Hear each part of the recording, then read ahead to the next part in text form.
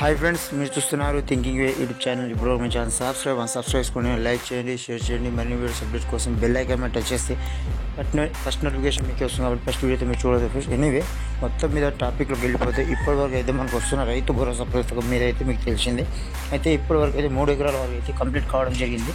కానీ 4 ఎకరాల వాళ్ళకైతే ఇప్పుడు ప్రభుత్వం ఎలాంటి స్పందించకపోవడం అయితే ఒక బాధాకరమైన విషయం అని చెప్పుకోవచ్చు. ఎందుకంటే ఇప్పటికే ఎంత భూమి ఉన్న వాళ్ళ రైతులందరికీ మేము అంత రైతు భరోసా అందిస్తామని చెప్పేసి చెప్పడం అయితే ప్రభుత్వం చెప్పడం జరిగింది. కానీ ఇప్పటివరకు ఎలాంటి మూమెంట్ లేదు. అందరూ రైతులు అయితే 1000 కళ్ళతో ఎదురు చూస్తున్నారు. ఎక్కడ చూసినా ఇక్కడ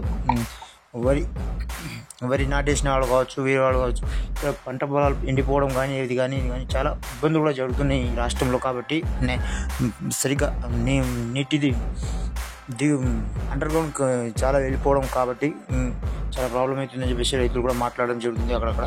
కానీ ఈ రైతు భరోసా ఎందుకు ఇంకా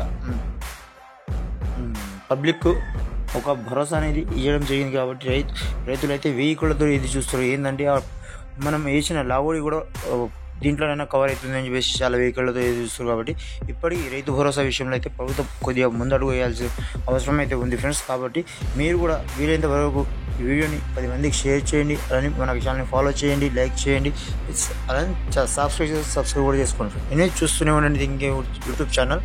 థ్యాంక్స్ ఫర్ వాచింగ్. జై.